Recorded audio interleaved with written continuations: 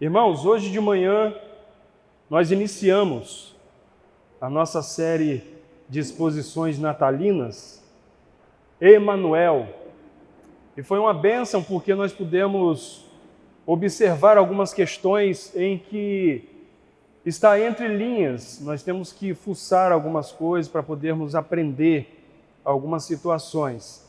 E nós vimos hoje de manhã aqui sobre o nascimento de Jesus. Nós vimos hoje de manhã sobre que o nascimento de Jesus traz alguns propósitos nas nossas vidas. E nós aprendemos bastante coisas porque, literalmente, o nome de Jesus é Emanuel, Deus conosco. Não é um Deus alienado, é um Deus presente, um Deus preocupado em estar se mostrando a nós todos os dias. E nós vimos várias coisas sobre o seu nascimento. Nós vimos que o seu nascimento traz sinais maravilhosos para nós, traz boas novas para nós. O seu nascimento milagroso demonstra que Deus quer fazer os seus milagres todos os dias em nossas vidas, independente se são milagres pequenos, se são grandes milagres. Mas que o fato de estarmos aqui já é também um milagre operado pelo Espírito Santo de Deus, porque nós não estamos aqui pela nossa vontade, nós estamos aqui pela vontade do Senhor. Amém? Então você veio para cá porque Deus abençoou a sua vinda, Deus tocou no seu coração e nós estamos aqui para aprender mais do Senhor. Abra sua Bíblia em Mateus 1, versículo 23. E nós vamos ver mais algumas coisas sobre o nascimento do Senhor Jesus, o nascimento do Emanuel, Deus conosco.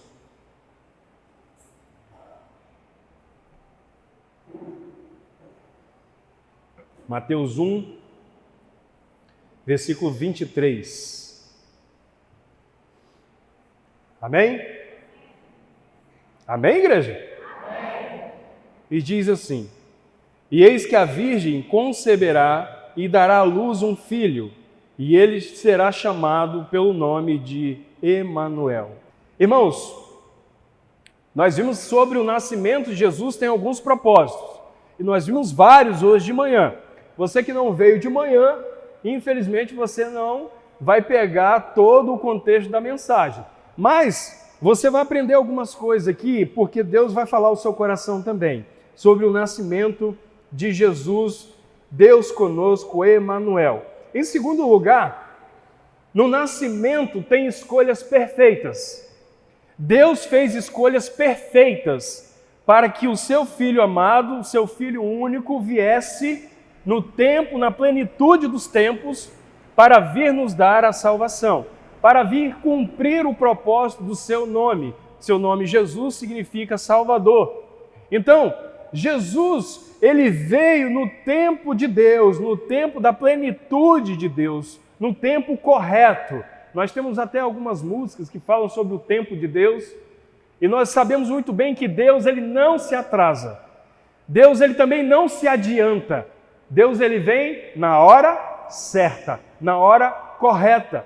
E aí, Deus escolhe algumas pessoas. Tem aqui alguns personagens que nós vamos observar que são escolhas perfeitas de Deus, para que então o seu Filho Jesus venha ao mundo. E aí, em primeiro lugar, eu quero falar sobre a primeira escolha perfeita que Deus faz: Maria. Deus escolhe Maria. Maria, segundo informações que a gente pode observar, Maria era natural de Nazaré. Maria era de família humilde, de família pobre. E Maria era uma pessoa temente a Deus.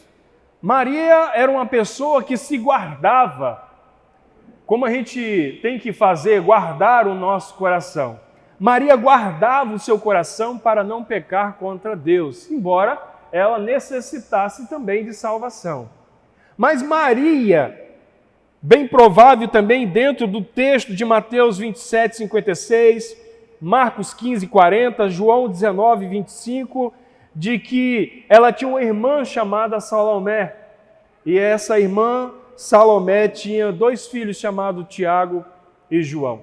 Ou seja, ela tem parentescos bem próximos ali. Há poucas informações sobre ela, mas ela tem alguns parentescos nas entrelinhas da palavra de Deus, nas entrelinhas do Evangelho. Maria, ela foi a escolha perfeita. Em primeiro lugar, porque Maria era temente a Deus. Era uma escolha perfeita, até porque Deus não ia escolher errado. Deus sempre faz escolhas perfeitas. E eu quero dizer uma coisa, que o fato de você estar aqui é uma escolha perfeita de Deus, de ser adorado através da sua vida. Mas Maria era uma escolha perfeita porque era submissa à vontade de Deus. Era uma mulher temente a Deus. O que é ser temente a Deus? É ficar com medo? Não, é respeitar a Deus. Maria respeitava a Deus com todo o seu coração. Maria respeitava a Deus em espírito e em verdade. Maria estava ali sempre submissa à vontade de Deus. Não é à toa que quando o anjo Gabriel vai anunciar para ela de que ela daria luz ao Filho de Deus, ela diz o seguinte: faça-se em mim a tua vontade. Faça-se em mim a tua vontade. Queridos, só pessoas tementes a Deus, só pessoas submissas a Deus, só pessoas que querem agradar a Deus, só pessoas que querem encher os olhos de Deus de alegria, é quem consegue ser submissas. É que conseguem se colocar diante da vontade de Deus e aceitá-la com todo o seu coração. Eu já falei a diferença entre você obedecer e ser submisso. Maria não estava obedecendo a Deus apenas, ela estava indo muito mais profundo, ela estava indo muito mais além. Maria estava sendo submissa, porque você pode obedecer sem querer fazer alguma coisa. Os filhos muitas vezes obedecem sem querer fazer certas coisas, mas ser submisso é fazer com todo o seu coração. E Maria então foi submissa. Maria fez com alegria, singeleza em seu coração e fala para o anjo Gabriel: faça-se em mim a tua vontade. Nós precisamos aprender com Maria. Nós estamos vivendo tempos em que nós queremos as coisas prontas, igual nós falamos hoje de manhã, e estamos vivendo tempos em que nós estamos querendo dar ordens para Deus. Nós estamos vivendo tempos em que nós estamos enxergando Deus dentro do nosso quadrado, estamos entendendo que Ele é o nosso servo, sendo que nós temos que nos submeter à sua vontade. Interessante, irmãos, que Maria, ela foi escolhida por Deus para dar prosseguimento à linhagem de Davi. Ela foi escolhida por Deus para dar prosseguimento à obra redentora. Nós vimos isso aqui em Neemias, que quando Neemias, ele coloca o povo, faz um censo e realmente coloca quem realmente quer fazer a obra de Deus, quem não quer, porque nós precisamos de guardar a linhagem do Messias, nós precisamos de guardar a linhagem do povo santo de Deus. E aí nós observamos uma coisa, é muito interessante isso, somente pessoas tementes é que dão prosseguimento à linhagem de Davi. Somente pessoas tementes dão prosseguimento aos propósitos de Deus. Somente pessoas tementes dão prosseguimento ao reino de Deus. Somente pessoas tementes estão disponíveis para Deus. Somente pessoas tementes estão aqui para fazer toda e santa vontade de Deus. Porque a vontade de Deus é o quê? Boa, perfeita e agradável. Somente pessoas de Deus vão deixar legado. Somente pessoas escolhidas por Deus e tementes a Deus que vão estar deixando estrutura espiritual para que a nova geração possa conhecer o Senhor. Maria foi essa pessoa, temente a Deus, deixando um legado de temor, de amor a Deus, de submissão a Deus. E hoje aqui a gente aprende com Maria, porque ela foi a escolha perfeita. Deus poderia escolher outra mulher? Talvez. A gente não tem como afirmar. Mas Maria era além da curva. Maria era além do comum. Maria tinha algo que chamou a atenção de Deus. E Deus viu em Maria o seguinte: essa mulher ela tem condições de dar prosseguimento à minha obra. Essa mulher tem condições de dar prosseguimento à minha vontade. Queridos, Deus tem levantado e vai continuar levantando pessoas que vão estar tendo condições de dar prosseguimento à obra do Senhor. Mas não é para qualquer um.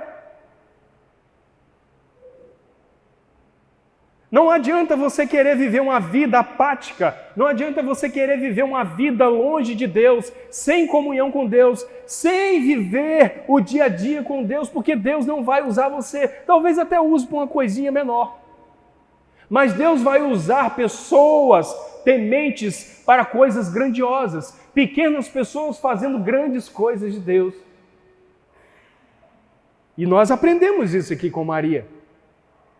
Nós devemos colocar no nosso coração de que devemos colocar diante do Senhor a nossa vida, à sua disposição para darmos prosseguimento à sua obra. Precisamos deixar legado.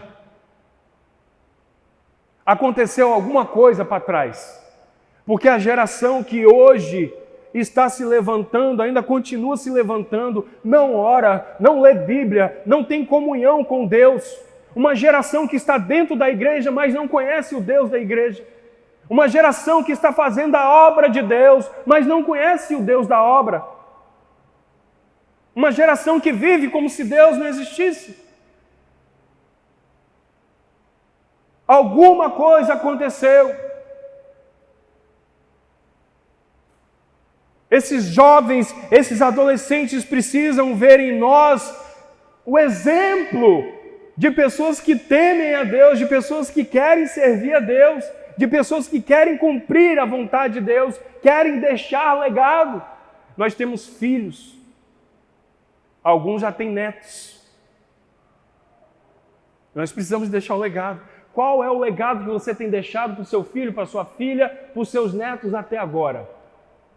É de um crente cheio do Espírito Santo? É de um crente que se submete à vontade de Deus? É de um crente que está se colocando à disposição de Deus para que a sua obra, o seu reino cresça? Qual é o tipo de exemplo que você tem deixado?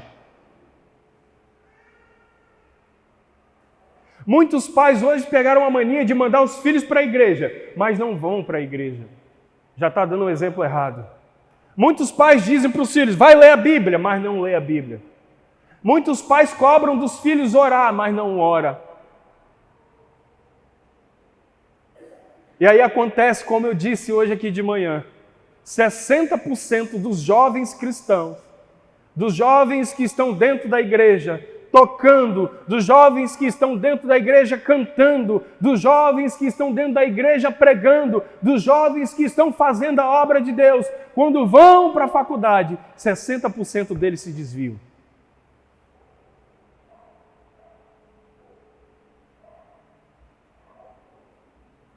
Sabe o que é isso? Não tem comunhão com Deus. Não conhece o Deus conosco. Não conhecem o Emanuel. Não tem intimidade com o Emanuel. Não sabem quem é. Não sabem como age. Não sabem as suas palavras. Não sabem os seus mandamentos. São jovens, são adolescentes que estão perdidos na casa do Pai. E não são apenas jovens, são adultos, são idosos. São poucas as pessoas que estão tendo intimidade com Deus. Mas isso é prova, Jesus profetizou. Está lá em Mateus 24, 12. Por causa da iniquidade aumentar, crescer, tomar conta, o amor se esfriará. E já estamos vivendo isso. Estamos vivendo um tempo em que as pessoas querem do Emanuel as coisas tudo pronto. Querem ser cheios do Espírito, mas não querem buscar o Espírito para se encher. Querem conhecer a Bíblia, mas parece que querem que aconteça com eles igual no filme Matrix. Faz um download aí de Kung Fu, que eu quero, né, lutar aqui o Kung Fu. Aí o cara vai lá, aperta o botão, pum, o cara já luta Kung Fu. É o cara do Kung Fu. Você acha que você vai ser o cara de conhecer a palavra de Deus? Assim, você tem que ler. Falamos hoje de manhã aqui. Tem que abrir a palavra de Deus, tem que começar a ler, os olhos vão marejar, os olhos vão bugar, vão ficar vermelhos, vão começar a coçar, você vai ter que ir lá lavar o olho, mas você tem que educar os seus olhos, você tem que disciplinar os seus olhos para ouvir a palavra de Deus. Querido, me desculpa, você que só vem no domingo à noite, aqui nessa igreja ou em qualquer outra, você só está se alimentando da cereja do bolo. Se você não busca a Deus durante a semana, se você não busca a Deus no dia a dia, você só vai vir aqui se alimentar da cereja do bolo. Só a cerejinha. O alimento mesmo, você está deixando para trás. E Maria nos ensina que nós devemos nos colocar à disposição do Senhor. E nós devemos colocar o nosso coração agora à disposição de Deus. Senhor, muda o meu coração, transforma o meu coração. Eu tenho sido um preguiçoso espiritualmente, eu tenho que aprender realmente com a formiga. Porque a formiga trabalha dia e noite, não para. Mas as pessoas estão dando várias desculpas. Eu não tenho tempo. Tempo, querido, é o que você mais tem. O problema todo é que você administra mal. O problema todo é que você não foca. Na leitura dinâmica, a gente aprende uma coisa. Você só lê aquilo que você se interessa. Você está entendendo? Na obra de Deus é a mesma coisa. Você só faz aquilo que te interessa. Tem pessoas que estão pegando a Bíblia e ficam folheando a Bíblia. Eu tenho que falar para vocês, deixa a Bíblia aberta. Olha aqui, se Deus está falando com você. Pessoas que pegam a Bíblia, põe o dedo, achando que Bíblia é mandinga. Muitas superstições estão dentro da igreja, entraram na igreja. Eu profetizo. Você profetiza o quê? Profetizar na Bíblia, lá no grego, o que Paulo está ensinando? É falar a palavra de Deus. É você anunciar a palavra de Deus. Não é, meu irmão, eu profetizo sobre a sua vida, de que você vai sair daqui mais poderoso. Não vai acontecer nada. Isso sabe o que é isso? Pensamento positivo. Fé não é pensamento positivo, querido. Fé é obediência a Deus, é submissão a Deus, no mínimo obediência. Fé é você se colocar à disposição de Deus, confiando de que Ele proverá todas as coisas. Lembra de Abraão? Lembra de Isaac? Olha para Abraão. Abraão pega e diz para os seus servos, fiquem aqui, nós vamos subir no Moriá, mas nós iremos voltar. Isso é fé. Isso é fé. Isso não é eu profetizo. Como está tendo a onda agora. Eu profetizo sobre a cidade de Cariacica. E nada. Nós temos que nos submeter a Deus para profetizar sim às pessoas de que elas precisam se entregar a Cristo, precisam se entregar ao Emanuel, o Deus conosco, porque se elas não se entregarem ao Emanuel, elas não irão para o céu, elas não terão um bom lugar no céu. Como é a gíria popular, que fulano tenha um bom lugar no céu. Não é assim que funciona. Para termos um bom lugar no céu, nós precisamos de compromisso com Deus. Precisamos de seguir a Jesus, tomar a nossa cruz, dia após dia, negar a si mesmo. Todos os dias brigar com você mesmo. Brigar contra as suas tentações. Todos os dias você tem que procurar frustrá-las. Você tem que colocar a sua vida diante de Deus para que você possa, todos os dias, subir um degrau da fé. Todos os dias você subir um degrau da consciência espiritual, da inteligência espiritual. Colocar diante de Deus a sua vida disponível foi o que Maria fez. E aí nós observamos uma coisa muito interessante, que além de humilde, Maria era reverente a Deus. Maria tinha uma reverência a Deus, mas ela ia além. Porque essa submissão, porque esse temor a Deus, essa humildade levava ela a ter uma gratidão apurada. Não é aquele negócio, você acorda de manhã, obrigado Deus, e acabou, e vai fazer o que você tem que fazer. Não. Era uma gratidão apurada. Era algo profundo, era algo que não tinha tempo de validade. Era algo em que ela se colocava e diante do trono de Deus, agradecia.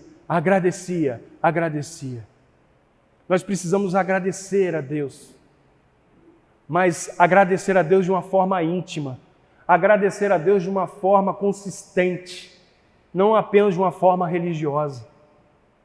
Nós precisamos entender como Maria, ela foi uma escolha perfeita diante de Deus.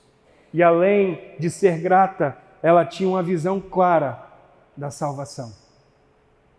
Maria tinha visão clara de salvação. Ela engrandece ao Senhor e diz: e o meu espírito se alegra em Deus, meu Salvador. Alguém que não precisa de Salvador falaria meu Salvador? Por mais que Maria fosse além da curva, por mais que Maria fosse uma mulher extraordinária, ela reconheceu a sua necessidade de salvação. Por isso que ela é uma escolha perfeita. E aí nós observamos também uma outra segunda, uma segunda escolha perfeita, uma outra escolha perfeita. José. José também foi uma escolha perfeita de Deus. É interessante, porque José, ele foi uma escolha perfeita, porque José era um homem temente a Deus, era um homem justo. Era um homem que escolheu ser justo ao invés de defamar Maria. E José, ele tinha como vida ser um artesão. Ele tinha como ofício ser um carpinteiro. Quando Jesus está pregando, as pessoas começam a zombar de Jesus e pegam e dizem: não é esse o filho do carpinteiro? Não é esse o filho do carpinteiro? As pessoas zombam, né, do crente, né? Sempre vão zombar, não tem problema. Isso aí não tem problema. Mas José foi a escolha perfeita, porque ele pagou o mohá. Você sabe o que é o mohá? O mohá era uma espécie de dote, era uma espécie de plano, era uma espécie de seguro. Era uma espécie de seguro. Ele paga isso à família de Maria. E essa espécie de seguro, ele assegurava ajudar as festividades do casamento, como também, se ele visse algo em Maria que desagradasse, ele poderia ir lá e pegar de volta esse dinheiro e deixar Maria. Ele teve tudo, né, para fazer isso. Interessante. Ele se depara com Maria grávida, e aí o que vem na cabeça de uma pessoa?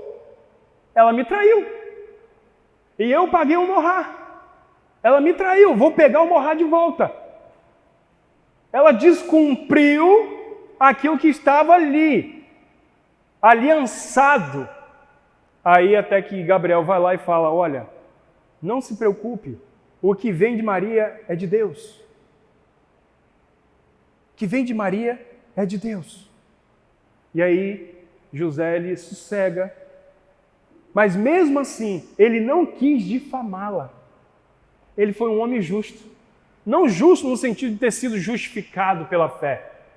Não justo no sentido de ter sido salvo. Não justo no sentido de ter entregue sua vida a Jesus. Até porque Jesus ainda ia nascer. Mas porque ele era um homem justo, ele tinha um senso de justiça apurado. Ele não gostava daquilo que era errado. E aí ele coloca diante de Deus essa situação. Ele foi uma escolha perfeita. Outra escolha perfeita que a gente observa aqui, é você.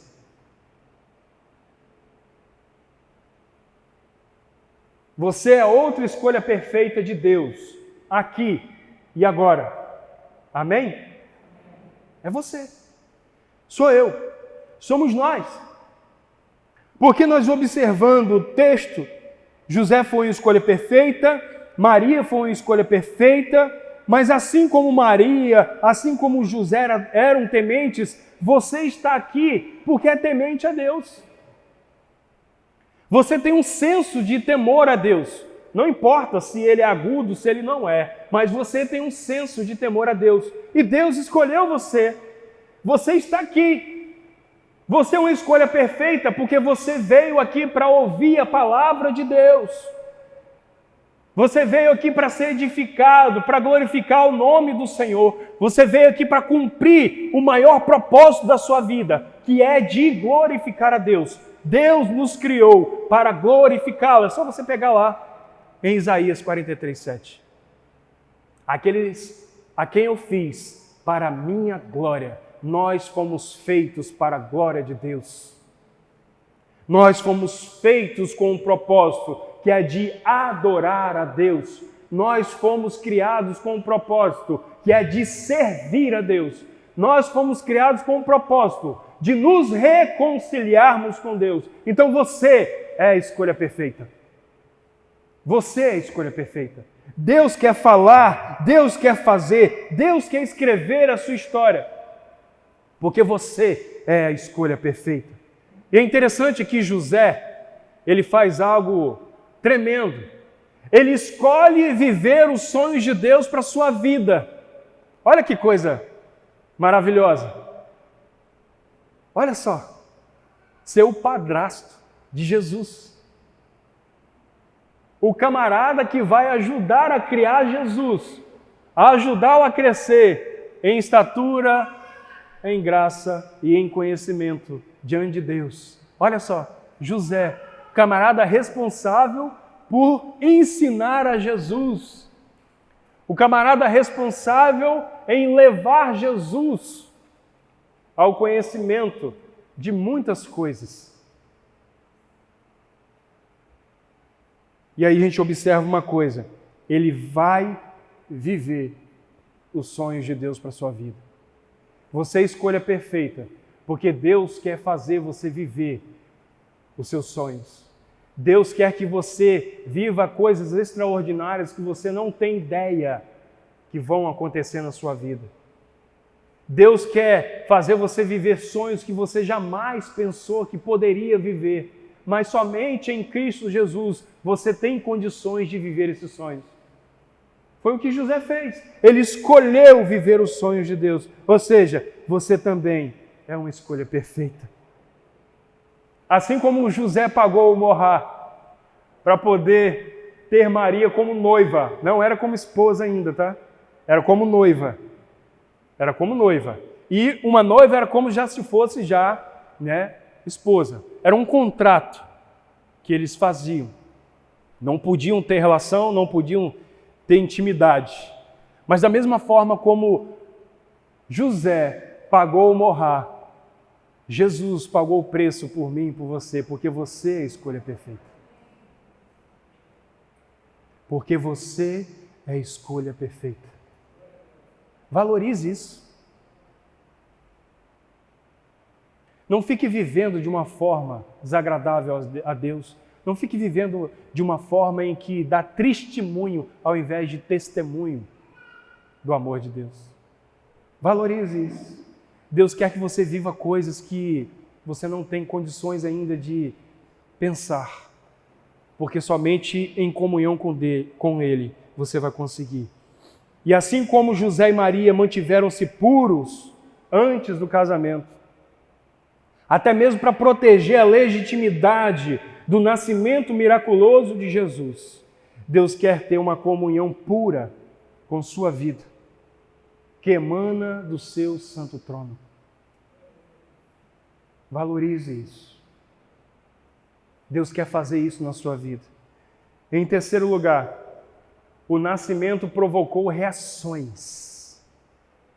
E é interessante, né? Quando uma criança nasce, há várias reações. Vou, por exemplo, citar o recente agora do nosso filho Abner, né? Assim como no momento em que Luciene mandou mensagem no grupo da família de que iria para o hospital porque Abner estava para nascer, rapidinho pegaram o carro, rapidinho, isso foi coisa de 6 e pouca da manhã, rapidinho pegaram o carro, já chegaram aqui para almoçar, rapidinho. Na verdade já encontraram a gente no hospital, né, porque a gente já estava no hospital. Rápido, e provocou reações em pessoas. A palavra de Deus provoca reações. E é isso mesmo o propósito da palavra de Deus. É essa mesmo a função de um pastor, provocar reações na vida de vocês. Mas reações que muitas vezes vão deixar você furioso, reações que vão deixar você chateado, reações que vão deixar também você feliz, reações que vão deixar você também aliviado. Mas eu quero que você saiba de uma coisa, que quando Deus manda a gente falar direto para você e você fica todo nervosinho, nervosinha, eu quero dizer uma coisa, você não está chateado não é comigo não, você está chateado é com Deus, só que você não tem coragem de ir lá e gritar com Ele. É mais fácil você vir gritar comigo, é mais fácil você transferir para mim. Você está entendendo? Houve grandes reações aqui no nascimento de Jesus. A primeira reação foi no seio familiar, foi no meio dos parentes. Logo quando Maria disse que estava grávida, Isabel lá já ficou sabendo. Os parentes de Maria já ficaram sabendo e eles já ficaram felizes. Até, lógico, né, entender o propósito de Deus, que no momento causou uma reação de dúvida. José ficou em dúvida. Mas só que a reação que provocou uma reação que foi imensa, cosmológica, porque provocou reações no universo. Não é à toa que uma estrela ficou ali, direcionando o local aonde o rei iria nascer. Provocou a reação no universo. O universo se alegrou, o universo clamou, o universo se jubilou diante do nascimento do Rei, do Deus conosco, do Emanuel. O seu nascimento causou reações nos anjos, causou reações tremendas no céu. Houve grande júbilo no céu. Não é à toa que os anjos vieram anunciar. Os anjos vieram anunciar a José, vieram anunciar a Maria, vieram anunciar os pastores. Houve várias reações nos anjos. E eles dizem aos pastores para adorar o Senhor. Porque também houve reação no meio dos pastores. Os pastores estavam ali de madrugada. E aí de repente chega Gabriel, um monte de anjo cantando, os camaradas se jogaram por terra, taparam as suas cabeças, porque era a reação do tempo, as pessoas tinham medo, tinham um temor muito, muito profundo, e aí os anjos fazem com que a reação deles seja de alívio. Hosana nas maiores alturas. Houve a reação também no meio dos anjos, reação no universo, e houve também a reação no meio dos pastores. Mas também o seu nascimento provocou reações internacionais. Os reis magos, os reis vieram adorar o Senhor, vieram trazer suas ofertas ao Senhor, ouro, incenso e mirra. Vieram adorar ao rei. Mas aí, para fechar, teve uma outra reação. A reação do rei Herodes. A reação do rei Herodes foi totalmente o contrário. Foi de mandar matar todas as crianças de 2 anos para baixo. Todas as crianças de 2 anos para baixo. Deixa eu te dizer, diante do nascimento de Jesus, diante do nascimento do Emanuel, do Deus conosco, qual é a sua reação? Como você se coloca diante desse Deus que está aqui, presente?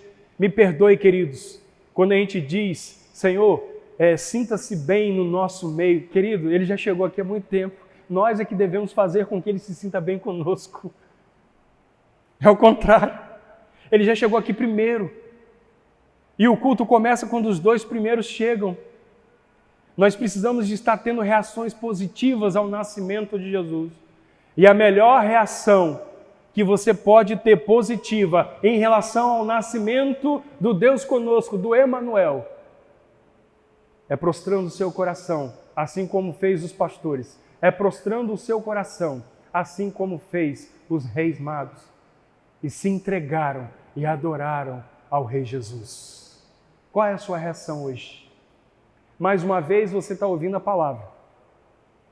Mais uma vez você está aqui tendo a oportunidade.